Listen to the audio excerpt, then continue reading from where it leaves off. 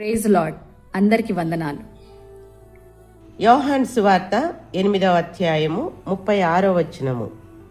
కుమారుడు మిమ్మును స్వతంత్రులనుగా చేసిన ఎడల మీరు నిజముగా స్వతంత్రులై యుందురు. మానవుడు సాధారణంగా స్వేచ్ఛను కోరుకుంటాడు. స్వేచ్ఛను కలిగియుంటే ఎలాంటి నియమ నిబంధనలు లేకుండా తమకు నచ్చినట్లు జీవించవచ్చు అనుకుంటారు.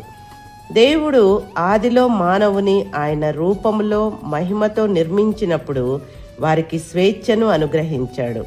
వారు నిర్ణయములు తీసుకోవడానికి తగిన స్వేచ్ఛను అనుగ్రహించాడు. కానీ వారు దేవుడు వారికి అనుగ్రహించిన స్వేచ్ఛను వారి స్వంత ఇష్టానికి ఉపయోగించుకున్నారు. పాపము చేయడానికి దేవుడు అనుగ్రహించిన స్వేచ్ఛను దుర్వినియోగం చేసుకున్నారు. పాపం చేయుట ద్వారా కలుగు పర్యవసానాలు కూడా వారు ఆనాడు అనుభవించారు. ఇప్పటికీ మానవ జాతి అనుభవిస్తూనే ఉంది. ఆమేన్.